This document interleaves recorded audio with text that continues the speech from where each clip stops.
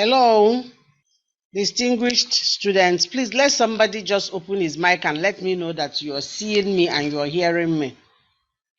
All right. Yes, ma'am. We can We can hear see you. you. We can hear you. We can hear you, Prof. Go ahead, Thank I you can see very you much. and I can hear you as Okay, well. thank you very much. So please mute your microphone. So today we are going to talk about one of the courses that appears in our CCA Maths book. In our under CCA Maths, we have a book that is called Fundamentals of Education that is talking about several aspects of education. And one of those books is Education 201, Curriculum Development and Teaching Methods. I'm sorry, one of the courses it will cover, but the main book itself is Fundamentals of Education Book 1. And what I'm going to talk about today, improvising and using resources, appears in chapter 32. That chapter 32, in CC Maths, we have 9 learning outcomes. So if you look at CC Maths, you will see that this particular topic is learning outcome number 6. But somehow in the book, it appeared as learning outcome number 6. Sorry, in CC Maths, it is number 7, but here it is number 6. But it doesn't really matter. What is important is that we are talking about resources for teaching science and classroom management and improvisation. So that is what we are talking about. And this is a chapter I co-authored with Christiana Omoifo, Professor of Science Education from the University of Benin. Now, in this chapter, resources for science teaching, we have an overview. And in that overview, the first thing we talked about is what makes a good teacher, what makes a class interesting, and what have you. And we looked at the meaning and importance of resource. We looked at categories and types of resources for teaching and classroom management, and then we looked at improvisation. We also had summary, conclusion, and how we can improvise. If you look into that book, Fundamentals of Education, Book 1, you will see all that. At the end of this lesson, what are we aiming to achieve? You will be able to define the terms, resources, and classroom management. You'll be able to explain the concepts of resources for teaching and effective classroom management, the purpose and importance of using resources. Of course, you'll be able to list the different types of resources for teaching an effective classroom, and you'll be able to prepare some materials using locally available materials, which is what we call improvisation. So what is resource? When we talk about resource, it's a French term that means recovery.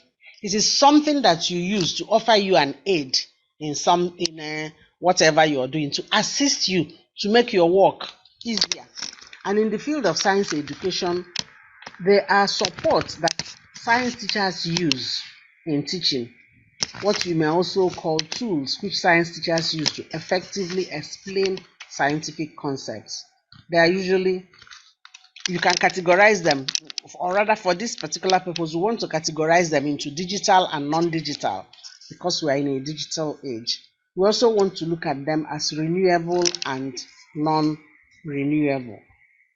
Now, what are the non-digital ones? These are the most common resources that we all know.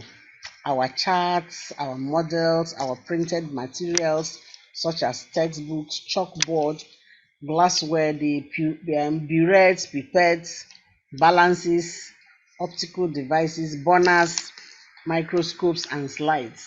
Even though in this day and age we have some digital microscopes, but the digital resources are mostly the ones you get online and from YouTube. We are using our laptops, using our projectors, and then being on the internet. The internet is an important part of this, even though there are some that you can that have been downloaded and you can just use them without being online. But most of them are online. You need to go online, search, and you'll be able to see some of those resources. Listed here in the chat before you are some of the areas, some of the links you can click on to see resources. And the easiest way to do this, if you just get online, if you get online and you click on about resources, the easiest way to catch onto these resources, if you just go online, if you're online, you just type resources for teaching science, it will bring out loads and loads and loads for you, so that you now, as you click on them, you check what you want. So these are some of those resources that you use in teaching science in this chart that I just passed. So why do we use resources? What is the purpose? What is the importance? They make lessons effective. They help teachers to organize classroom well. They help to make teaching and learning activity-based. When you come into the class and you give some children and you give your students things to play with or to work with, oh, go and titrate, go and do this, you see that they are active. Learning becomes fun. You capture their attention. They are able to translate abstract concepts into concrete, and then you will be working in the 3 domains. You'll be able to achieve in the 3 domains. So what are some materials that you can improvise? I listed some of them here: skeleton of a mammal, simple magnifier, pinhole camera, measuring cylinder, distillation process, natural dyes that you extract from all kinds of things. School children are fond of using hibiscus leaves. They use it to paint their nails. They, oh, I've rubbed nail polish. They're just extracting natural dyes. Those are improvisation. Some people extract it to use them in teaching in titration. And of course, one I want to just talk about is this skeleton of a small mammal. That one is easy to do. You just catch a small rat, all those rats that keep disturbing you in your house. When you catch one, you kill it. If it's in the lab, you can use formalin to kill it. Though people animal, what do they call them? Those who are cruelty against mammals or animal, they will fight you. But you need those skeletons to be able to teach. Once you kill it, you bury it in the ground. You remove the intestines, by the way, so that it will not be rotten and be smelly. Or you can boil it. After boiling for a long time, when it is soft, you remove the flesh and then pour acid on it. It will whiten the bones. If it is the burying method you want to use, when you bring it out, you will still pour acid on it. It will whiten the bones and keep them. Then if you now want it to still be a skeleton, you use wire mesh to join them together. That is when you are doing improvisation. And when you do that, you see that you can involve your students and it also keeps them busy. Then let me call on Professor Omoefo to take on this. Resources you use for classroom management. Please go on. Thank you. I welcome all of you, my students. Now we are talking about resources for classroom management.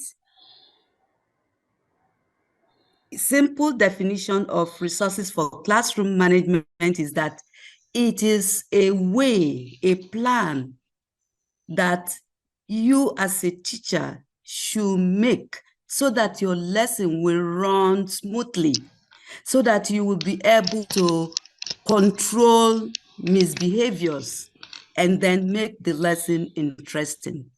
This chapter is not talking about classroom management definition, but resources that you as a teacher can use and make your classroom lesson environment very safe, very interesting, and your lesson will run smoothly. Now, there are many, many reasons why we should have resources for classroom management.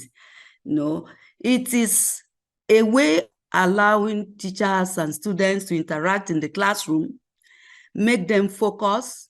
It will motivate the students.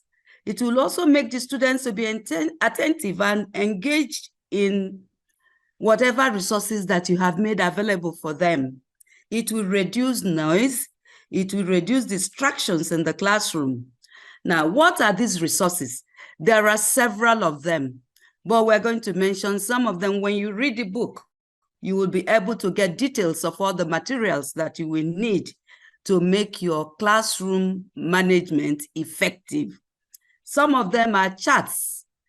Sometimes you see, depending on the age of the child, you can use beautiful, colorful illustrations that will make and motivate the students.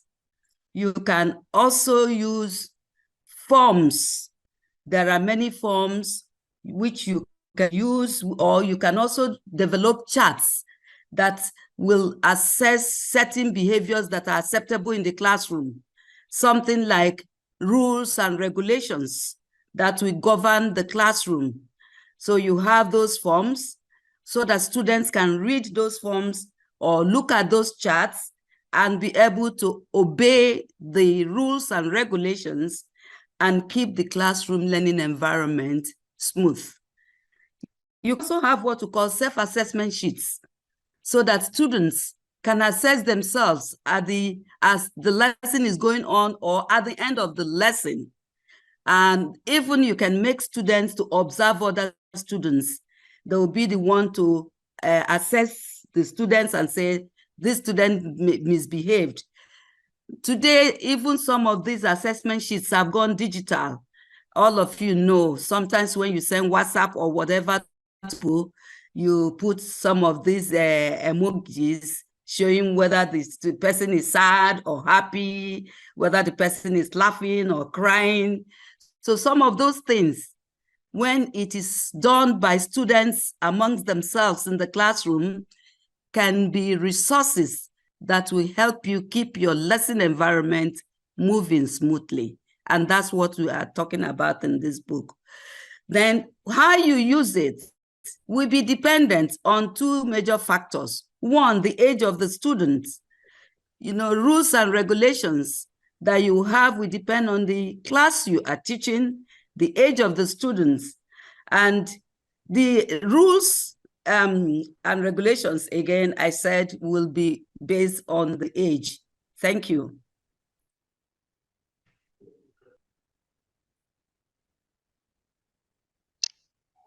I'll quickly go back to where Professor Omoifa was talking before the way it is with digital issues. They'll just behave as they like. So on this screen before you now, we have some case studies. We reported some studies of we listed studies that have been done using these resources. When you get this book, you see that they are written inside the book as case studies.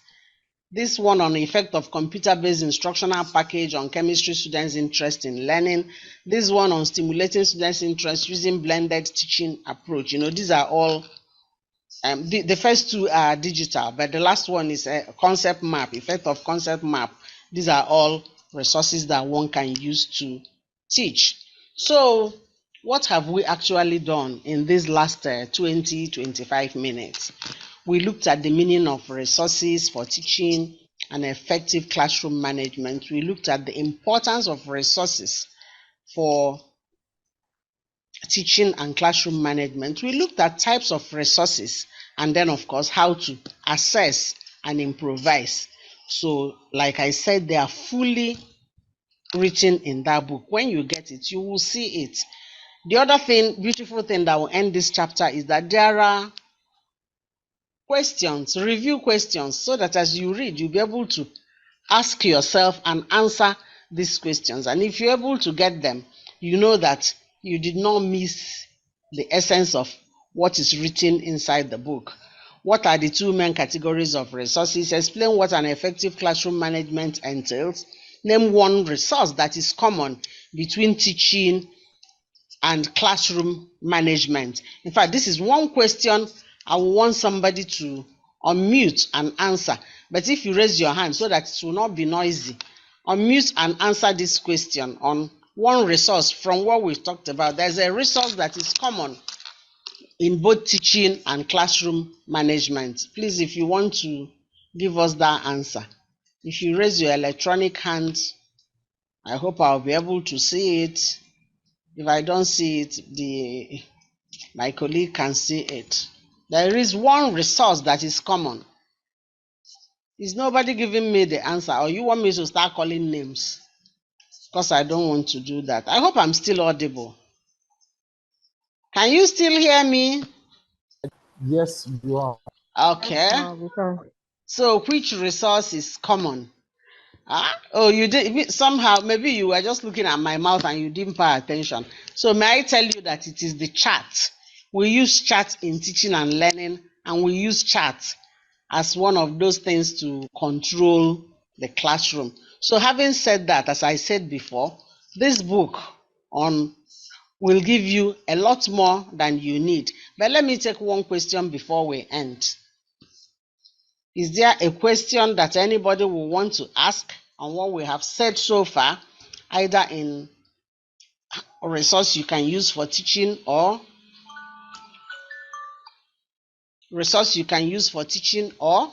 the not for teaching now, for classroom management? Any question? If you want to ask a question, you can unmute. If you want me to believe that what I said is so clear that no question is coming on, then I will clap for myself and my co-author. Is that what it means? Mommy, you can clap for yourself and your co-author. But Okay. I just wanted to ask if you could go to the first slide so we could see the title of the book again, please. Okay, I'll do that. The book is Fundamentals of Education. Fundamentals of Education. It is a book one, but I see Christian's hand up. Let me quickly take him before I go back to that slide. Christian, your hand was up. Yeah, thank you so much, our able lecturer. Christian, you are muted. Okay, Prof. Thank you, our amiable professors, for the wonderful lesson or lecture. Mine is just a comment. Okay. Those of us in chemistry will find this improvisation very difficult because most of our apparatus in the laboratory are difficult to improvise. For instance, we talked about improvisation of measuring cylinder and find out that these measuring cylinders and burettes are calibrated. And during the calibration, they calibrate them under a specific temperature range. Yeah. And so when we teach and we want to improvise measuring cylinder or burette, it's always difficult for us. So I don't know, how else we can go about improvisation of those materials. Okay, let me invite my colleague to talk. She is also in chemistry, and I know that you people have a lot you can improvise. Professor Moifo, yes, please, you can unmute and talk.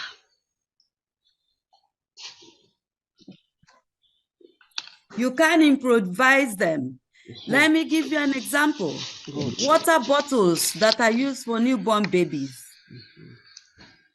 They are also calibrated.